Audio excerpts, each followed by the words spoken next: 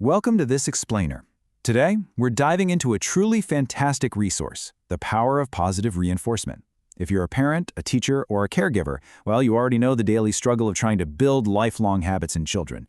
We all want our kids to be kind, disciplined, curious, and resilient. But how do we actually get there without feeling like a drill sergeant or, resorting to hostage negotiations over a plate of broccoli?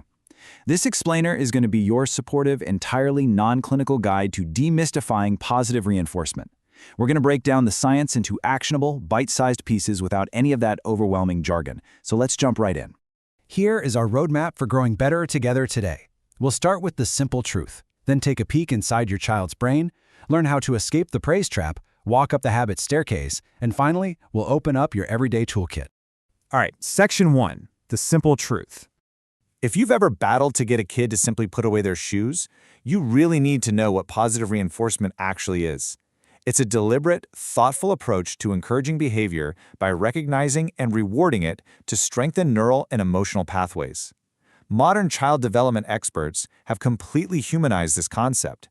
It's no longer just about training behavior like some kind of mechanical response to just manage a kid. When it's done well, it actually becomes this beautiful language of trust and connection between you and the child. Let's go ahead and debunk some common myths by looking at what this is versus what it isn't. True reinforcement is proactive. It's about actively noticing effort and giving genuine acknowledgement when a child does something well. Now contrast that with what it isn't. It is definitely not reactive negotiation in the middle of a grocery store meltdown. It isn't empty flattery, and it certainly isn't bribery in the moment. Real positive reinforcement is all about catching them doing good rather than trying to bribe them out of doing bad. Moving right along to Section 2, inside your child's brain. Understanding what's actually happening under the hood reveals exactly why positive reinforcement works so incredibly well, and it's through the brain's reward loop. First, you have the action. Maybe your child is trying a really difficult puzzle and finally gets a tricky piece to fit. Second is recognition. They receive a warm, specific acknowledgement from you. And third, the dopamine response. Dopamine is so often mislabeled as just a pleasure chemical, but actually, it's a motivation and reward prediction chemical. It gives the brain that exact, let's do that again feeling. Over time, with repeated instances, this loop builds a really strong self-narrative of competence. The child literally starts to think, hey, I'm someone who works hard and solves problems. Take a second right now and ask yourself, how does your child typically respond when they notice you observing their hard work? From an evolutionary standpoint, kids are absolutely wired to seek approval. They're constantly scanning their environment for cues about what matters, what's safe, and what earns connection with the people they depend on. When you calmly observe and validate their hard work, you're answering that really deep-seated evolutionary need for belonging. That brings us to Section 3, escaping the praise trap. This is a pivotal shift for us. As surprising as it might sound, especially to those of us who were raised on constant cheers, not all praise is created equal. On one hand, we have empty praise, which psychologists often call person praise. This is saying things like, "You're so smart," or "You're a natural." While totally well-meaning, this can actually create a fixed mindset, where a child ties their entire worth to an inherent trait. That can cause severe anxiety over failure because, well, if they fail, it threatens their identity as the smart one.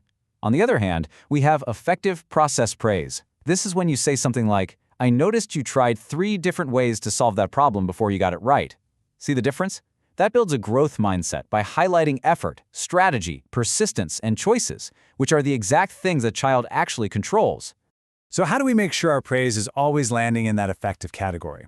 Well, here are the 4 ingredients of praise that actually works. 1, it must be immediate, so the child easily connects the reward to the specific action.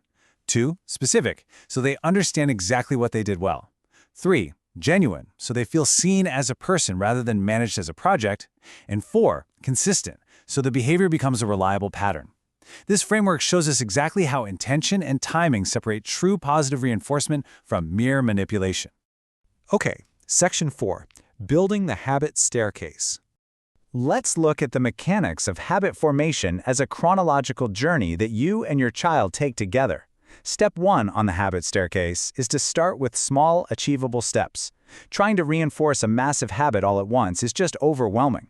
You don't ask for always being organized. Instead, you ask for packing your school bag the night before. Step 2, Reinforce consistently early on. New habits are highly fragile, so they need heavy early reinforcement. Step 3. Pair reinforcement with reflection. Ask them something like, "How did it feel when you finished your project on your own?" And finally, Step 4. Shift to intermittent recognition. As the habit matures and becomes automatic, you can safely fade out the constant praise so they don't become completely dependent on it. As you climb that staircase, a really critical transition needs to happen. You often start out with external rewards, like stickers or small treats, and these are fantastic tools to kickstart a new fragile habit. But the ultimate goal is to shift over to natural rewards. These are things like the internal pride, the curiosity, and the connection they feel. Think of a child who reads a book and then gets to talk enthusiastically about the story with you. They're experiencing the natural reward of connection and enjoyment. That internal satisfaction is exactly what sustains the habit long term. Let's take a quick pause here. Think for a moment. What is one recent failure moment you can reframe to praise the effort instead of the outcome? Children need to know that trying hard and failing is still entirely worthy of recognition.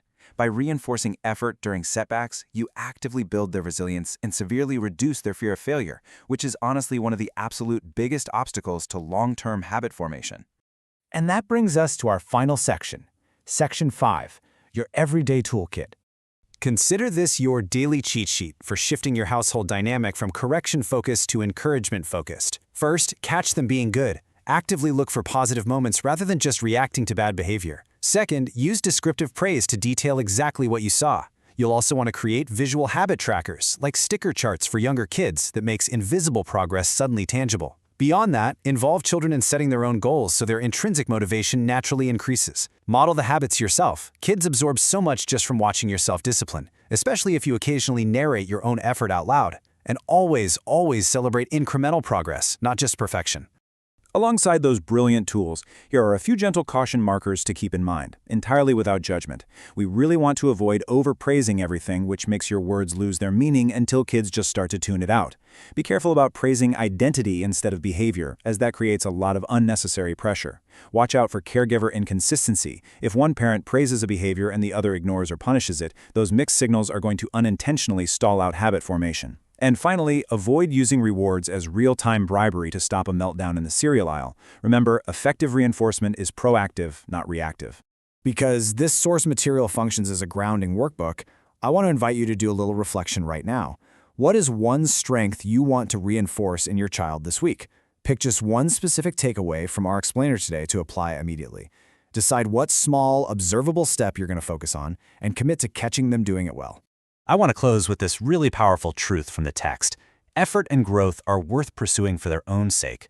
Building these habits absolutely takes patience. And yeah, there will be days when the reinforcement feels a bit repetitive. But the compound effect of thoughtful encouragement is incredible, and it gives your child a strong internal compass. So I'll leave you with this thought. If you change the way you praise your child today, who will they believe they are capable of becoming tomorrow?